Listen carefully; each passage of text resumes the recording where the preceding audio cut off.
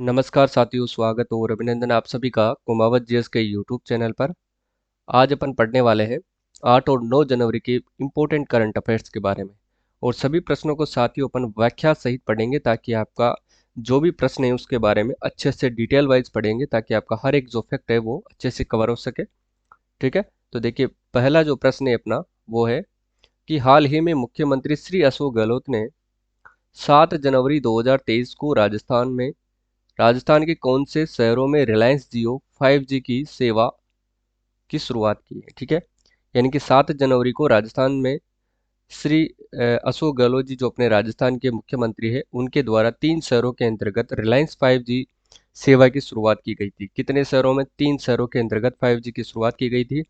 अब वो कौन कौन से शहर थे साथियों? वो थे जयपुर, जोधपुर और उदयपुर। इन तीनों ही शहरों के अंतर्गत रिलायंस जियो के 5G सेवा की शुरुआत की गई थी और ये शुरुआत की थी मुख्यमंत्री श्री अशोक गहलोत ने। ठीक है, टेक्नो हब के द्वारा जयपुर से इन्होंने इसकी शुरुआत की थी। देखिए इसकी व्याख्या अगर अपन देखें तो देखिए राजस्थान में 5G इंटरनेट सेवा का शुभारंभ हो चुका है। देखिए मुख्यमंत्री अशोक गहलोत ने 7 जनवरी 2023 को जयपुर में भामाशाह टेक्नो हब, ये ध्यान में रखना है, भामाशाह टेक्नो हब से राजस्थान के 3 शहरों में 5G इंटरनेट सेवा का इन्होंने शुभारंभ किया है। क्या याद रखना है आपको? इम्पोर्टेंट है, जयपुर में भामाशाह टेक्नो हब से इन्होंने इसका जो शुभारंभ किया था। इसके बाद देखिए रिलायंस जियो 5G की यह सेवा राजस्थान के जयपुर, जोधपुर तथा उदयपुर जिलों में उपलब्ध होगी। 3 जिले हैं, जयपुर, जोधपुर और उदयपुर, ये ध्यान रखना है। इसके बाद अगर अपन देखें तो रिलायंस इंडस्ट्रीज के राजस्थान अध्यक्ष कौन है? रिलायंस रिलायंस इंडस्ट्रीज के राजस्थान अध्यक्ष कौन है? तो वो है श्री उमेश भंडारी। कौन है? श्री उमेश भंडारी है राजस्थान के अध्यक्ष। किसकी तरफ से? रिलायंस इंडस्ट्रीज के तरफ से, ये ध्यान में रखना है। इसके बाद देखिए कि 5G की यह सेवा जनवरी के अंतर्गत 5G की यह सेवा जनवरी में कोटा जिले में और फरवरी में बीकानेर के अंदर और अजमेर में भी शुरू हो जाएगी। देखिए जनवरी के अंतर्गत इसके अलावा और कौन कौन से जिले होंगे? एक तो होगा साथियों कोटा, और फरवरी के अंतर्गत किस में सेवा शुरू होगी? तो ये होगी बीकानेर में, बीकानेर, और एक और है अजमेर। ठीक है, तो इन जिलों के अंतर्गत टोटल 5 शहरों के अंतर्गत इस सेवा की जो शुरुआत की जाएगी। कब तक? फरवरी तक, ये ध्यान में रखना है। 6 जिलों के अंतर्गत फरवरी तक, फरवरी में बीकानेर और अजमेर में शुरू हो जाएगी और जनवरी के अंतर्गत लास्ट तक कोटा जिले में भी ये शुरुआत की जाएगी। अभी हाल ही में तत्काल जयपुर, जोधपुर और उदयपुर जिले के अंतर्गत इस सेवा की शुरुआत की गई है। अगला प्रश्न देखिए, देखिए हाल ही में जयपुर में भामाशाह टेक्नो हब, ठीक है, से राजस्थान के 3 शहरों में 5G इंटरनेट सेवा का शुभारंभ किसके द्वारा किया गया था? बताइए। अभी अपन ने देखा ही था कि जयपुर के अंतर्गत भामाशाह टेक्नो हब से राजस्थान के 3 शहरों में 5G इंटरनेट सेवा का शुभारंभ किया गया था। तो ये किया गया था मुख्यमंत्री श्री अशोक गहलोत जी के द्वारा किया गया था। ठीक है, और 3 शहर कौन कौन से थे? जयपुर, जोधपुर और उदयपुर। अगला प्रश्न देखिए, हाल ही में 7 जनवरी से 7 से लेकर के 9 जनवरी 2023 तक प्रदेश के किस जिले में 3 दिवसीय माही महोत्सव का आयोजन किया गया है? माही नदी कहाँ पर बहती है? तो ये डूंगरपुर और बांसवाड़ा के अंदर बहती है। तो माही महोत्सव का आयोजन किया गया था साथियों बांसवाड़ा जिले के अंतर्गत। कहाँ पर किया गया था? बांसवाड़ा जिले के अंदर इसका आयोजन किया गया था। नेक्स्ट क्वेश्चन देखिए, प्रश्न संख्या 3 है, हाल ही में भारत व जापान, इंपॉर्टेंट है, छपने वाला प्रश्न है, इसको आपको अच्छे से ध्यान रखना। 100% आपकी एग्जाम में यह प्रश्न छपेगा, तो इसको ध्यान में रखना है कि हाल ही में भारत व जापान की वायु सेनाओं के बीच संयुक्त युद्धाभ्यास वीर गार्जियन में भाग लेने वाली देश की पहली महिला pilot squadron leader Avani Chaturvedi का संबंध किससे जिले से है? बताइए। देखिए इसका जो संबंध है वो है जोधपुर जिले से। किसका? अवनीत चतुर्वेदी का। अब देखिए जो वीर गार्जियन जो सैन्य संयुक्त युद्धाभ्यास है ये भारत और जापान के मध्य में होता है, ये ध्यान में रखना है, क्योंकि प्रश्न ये भी पूछ सकते हैं आपसे कि संयुक्त सैन्य जो युद्धाभ्यास है वीर गार्जियन ये किन देशों के बीच में होता है? तो ये भारत और जापान के बीच में होता है। और ये किस सेनाओं के बीच में होता है? तो साथ ही ये वायु सेनाओं के बीच में होता है, ये भी ध्यान में रखना है। ठीक है, एक बार देखिए वीर गार्जियन की अगर अपन बात करें,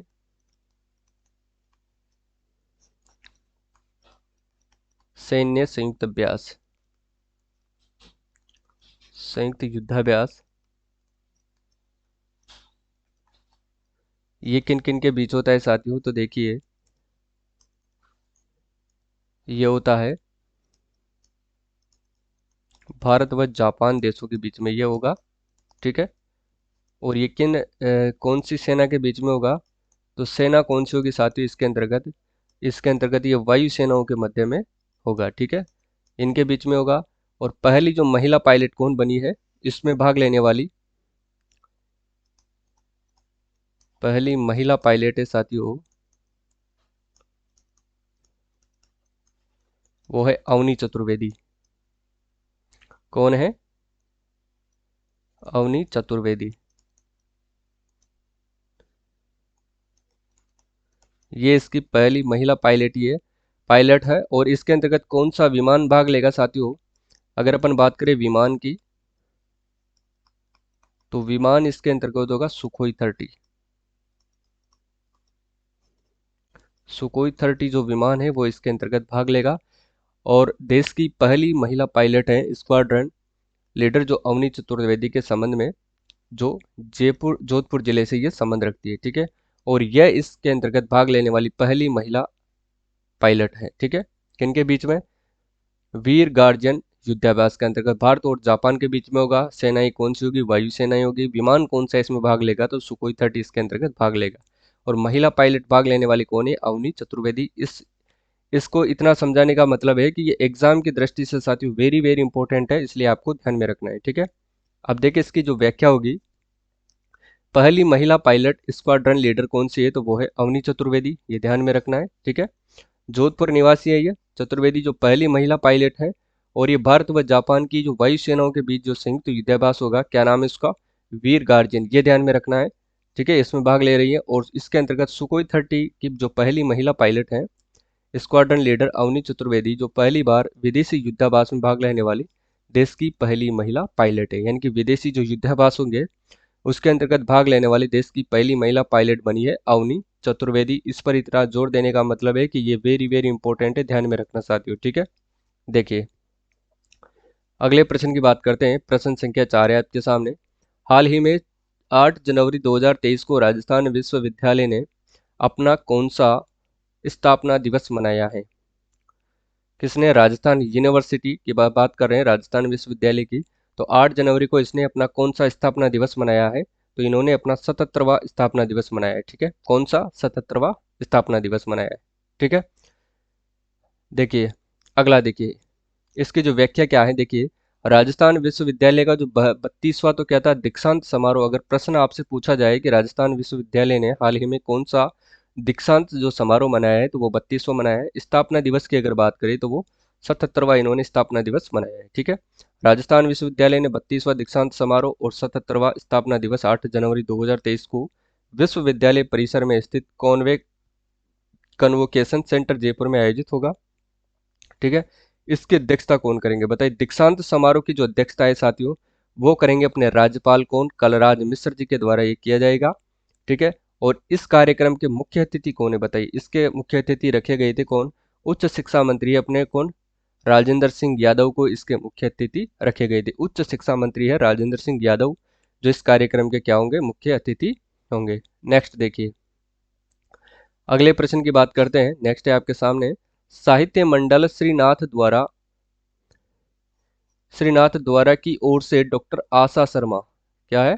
डॉक्टर आशा शर्मा को साहित्य कुसुमार्कर सम्मान प्रदान किया गया है। इसका संबंध कौन से जिले से है? छपने वाला प्रश्न है साथियों, इंपॉर्टेंट लगा लीजिए, स्टार लगा लीजिए। ठीक है। 100% आपके एग्जाम में यहाँ से प्रश्न देखने को मिलेगा। तो बताइए कि साहित्य मंडल श्रीनाथ द्वारा इनकी ओर से डॉक्टर आशा शर्मा को साहित्य कुसुमार्कर सम्मान क्या दिया गया था? प्रदान किया गया था। और इनका संबंध किस जिले से है बताइए? तो इनका संबंध है साथियों जयपुर जिले से। किससे है? जयपुर जिले की ये निवासी हैं। और इनको कौन सा सम्मान दिया गया था? तो कुसुमार्कर सम्मान इनको दिया गया था। कुसुमार्कर,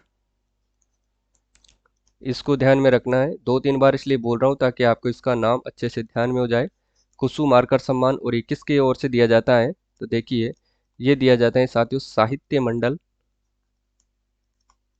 ये दिया जाता है साहित्य मंडल श्रीनाथ द्वारा। ठीक है। श्रीनाथ जी के द्वारा ये दिया जाता है, ये आपको ध्यान में रखना है। और ये कुसुमार्कर पुरस्कार किसको दिया गया है?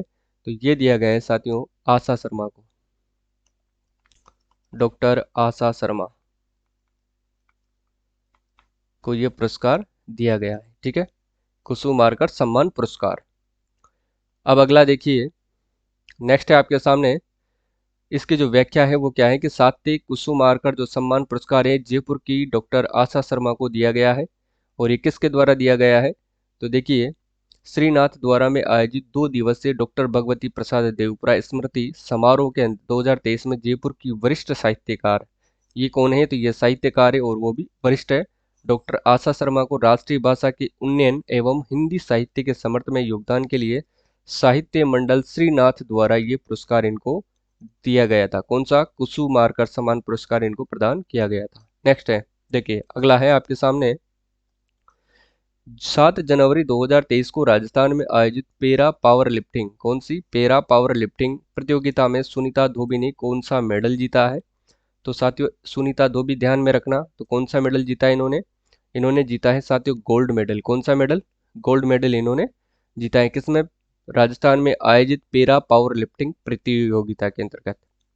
नेक्स्ट देखिए, पहले अपन इसकी व्याख्या की बात कर लेते हैं। इसकी जो व्याख्या है देखिए क्या है कि राजस्थान में जूनियर सब जूनियर पेरा एथलीट और पावर लिफ्टिंग जो प्रतियोगिता वो आयोजित की गई थी। और ये कब हुई थी, तो देखिए 7 जनवरी 2023 को राजस्थान में जूनियर सब जूनियर पेरा एथलीट और पेरा पावर लिफ्टिंग प्रतियोगिता का आयोजन किया गया था। और पेरा पावर लिफ्टिंग की जो 61 और 66 की जो वेट कैटेगरी में जयपुर की सुनीता धोबी ने, किसने, जयपुर की सुनीता धोबी ने गोल्ड मेडल जीता है। कहाँ की रहने वाली है, इनका संबंध किससे है, तो इनका संबंध साथी जयपुर जिले से है, ये ध्यान में रखना है। ठीक है, और ये इसकी जो कैटेगरी क्या थी, 60 और 66 जो वेट की जो कैटेगरी थी उसके अंदर इन्होंने गोल्ड मेडल जीता है। किसने, सुनीता धोबी ने, और ये जयपुर की निवासी है, ध्यान में रखना। ठीक है, पेरा पावर लिफ्टिंग पुरुषों के अंतर्गत जो 32 किलो वेट कैटेगरी के अंतर्गत जयपुर के राकेश कुमार ने गोल्ड मेडल जीता है। किसने, राकेश कुमार ने, कैटेगरी क्या थी, 72 किलो वेट कैटेगरी थी। और किसने जीता है, राकेश कुमार ने गोल्ड मेडल जीता है, ध्यान में रखना है, ये जयपुर के निवासी है। अगला है कि अलवर के भव्य सैनी, कौन, अलवर के भव्य सैनी ने 80 किलोग्राम चैंपियन बने, 80 किलोग्राम बाहर उठा करके ये क्या बने, चैंपियन बने हैं। ठीक है, जोधपुर के मिलन कुमार ने 93 किलोग्राम और प्रकाश चौधरी ने 88 किलोग्राम वेट कैटेगरी में स्वर्ण पदक जीता है। इंपॉर्टेंट है, ध्यान में रखना। ठीक है, नेक्स्ट देखिए, अब अगले प्रश्न की बात करते हैं। देखिए, राजस्थान यूनिवर्सिटी के 32वें दीक्षांत समारोह में मनीषा कुमारी ने 3 गोल्ड मेडल जीते, इनका संबंध किस जिले से है, बताइए। मनीषा कुमारी कितने गोल्ड मेडल जीते थे, इन्होंने 3 गोल्ड मेडल जीते थे। और कहाँ पर जीते थे, तो राजस्थान यूनिवर्सिटी का यानी कि विश्वविद्यालय का जब 32वें दीक्षांत समारोह हुआ था उस समय इनको 3 गोल्ड मेडल प्रदान किए गए थे। और ये कहाँ के निवासी है साथियों, तो ये भरतपुर जिले की निवासी है। ठीक है, तो इसका सही आंसर होगा ऑप्शन नंबर सी। इसकी व्याख्या देखते हैं कि इनको कौन कौन से जो है गोल्ड मेडल दिए गए थे। राजस्थान यूनिवर्सिटी 32वें दीक्षांत समारोह में भरतपुर निवासी मनीषा कुमारी ने 3 गोल्ड मेडल हासिल किए हैं। पहला किया था इन्होंने एमए संस्कृत में राजस्थान यूनिवर्सिटी गोल्ड मेडल, दूसरा चांसलर गोल्ड मेडल और तीसरा सीता धर्मेंद्र गोल्ड मेडल को दिया गया था। ठीक है, अगला देखिए, राजस्थान जूनियर और सब जूनियर एथलेटिक्स और पावर लिफ्टिंग प्रतियोगिता में कीर्ति जांगिड़ ने 3 गोल्ड मेडल जीते, इनका संबंध किस जिले से है, तो कीर्ति जांगिड़ का जो संबंध है साथियों ये किससे है, इसका संबंध इसका है सीकर जिले से। ठीक है, कीर्ति जांगिड़ का संबंध किससे है, तो सीकर जिले से इनका संबंध है। ठीक है, चलिए नेक्स्ट है आपके सामने, देखिए राजस्थान विश्वविद्यालय के केंद्रीय पुस्तकालय भवन के सामने स्थित उद्यान में 8 जनवरी 2023 को संविधान पार्क, इंपोर्टेंट है, ध्यान में रखना, इसका शिलान्यास किसके द्वारा किया गया था, संविधान पार्क का शिलान्यास जो है वो किसके द्वारा किया गया था, तो ये क्या किया गया था, अपने राज्यपाल कौन है, कलराज मिश्र के द्वारा इसका शिलान्यास किया गया था। ठीक है, राज्यपाल जो है कलराज मिश्र जी के द्वारा इनका जो है शिलान्यास किया गया था, ये विशेष तौर से ध्यान में रखना है। ठीक है, श्रीमती द्रौपदी जो मुर्मू है वो कौन है, वो अपने देश की राष्ट्रपति है। और इनके द्वारा इसका क्या किया गया था, तो उद्घाटन किया गया था। ठीक है ना, उद्घाटन किया था इसने किसका, संविधान पार्क का। और कब किया था, तो 3 जनवरी को किया था। संविधान पार्क का उद्घाटन किया था कब, 3 जनवरी को। ये भी आपको विशेष ध्यान में रखना है। और अशोक गहलोत जी, अभी इन्होंने 3 शहरों के अंतर्गत 5G सेवा की इन्होंने क्या की है, शुरुआत की है। ठीक है, ये ध्यान में रखना है।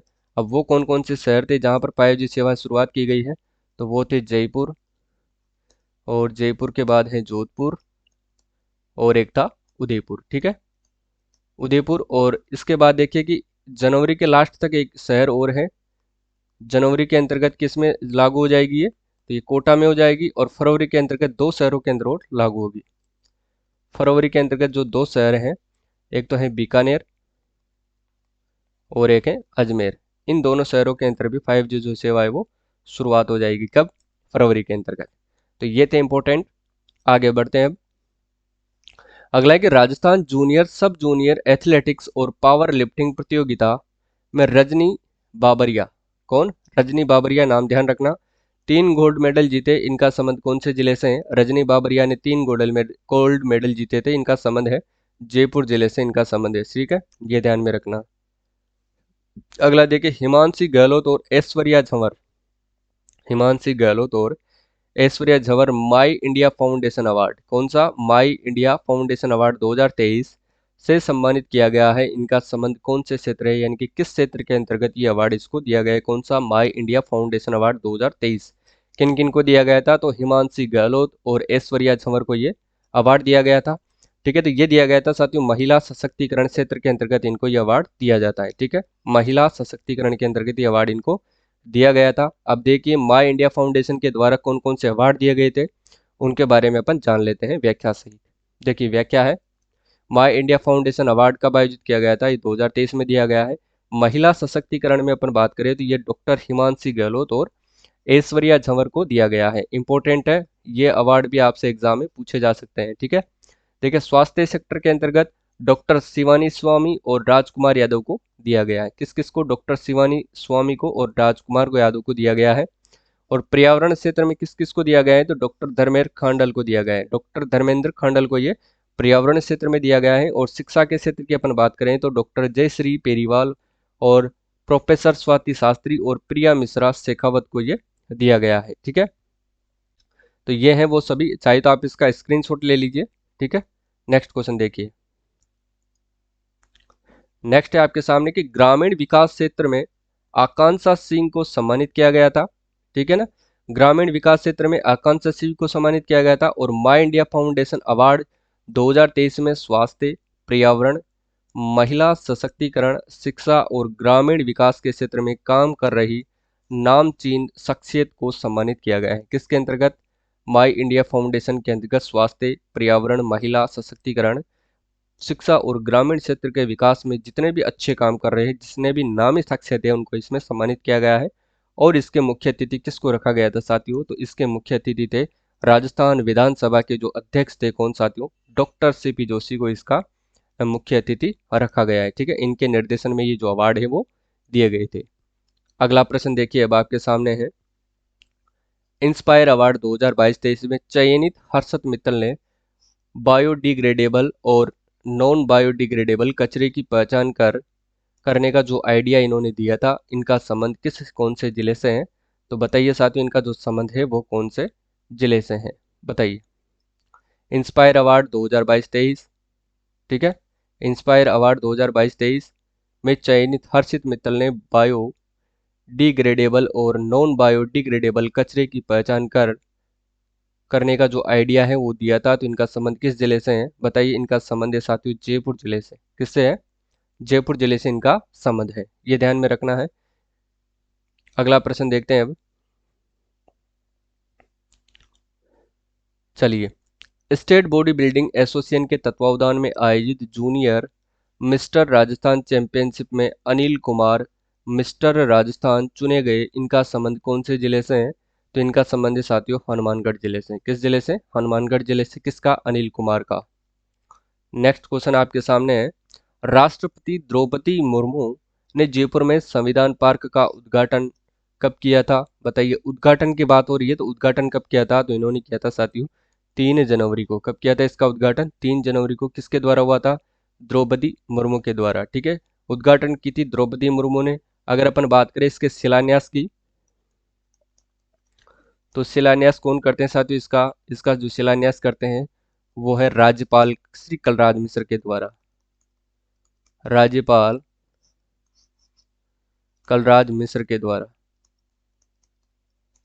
ठीक है ना। वो इसका क्या करते हैं? शिलान्यास करते हैं, उद्घाटन करती है अपनी राष्ट्रपति द्रौपदी मुर्मू। नेक्स्ट है, देखिए 3 जनवरी को जयपुर में संविधान पार्क का उद्घाटन किसके द्वारा किया गया था? वही प्रश्न है, तो ये श्रीमती द्रौपदी मुर्मू के द्वारा किया गया था। इंपॉर्टेंट प्रश्न है साथियों, इसको आपको अच्छे से ध्यान में रखना है। तो ये था आज का करंट अफेयर्स, और क्लास आपको कैसी लगी कमेंट करके जरूर बताना। अगर आप डेली करंट अफेयर्स पढ़ना चाहते हैं तो आप हमारे चैनल को सब्सक्राइब कर सकते हैं, ठीक है। और क्लास अच्छी लगी हो तो प्लीज़ लाइक ज़रूर कर दीजिएगा, और कमेंट में ज़रूर बताना आपको क्लास कैसी लगती है, ठीक है। तब तक के लिए अब अपनी जो अगली क्लास है वो कल रहने वाली। कल का जो करंट अफेयर्स है 10 जनवरी का अपन पढ़ेंगे। तो कल के लिए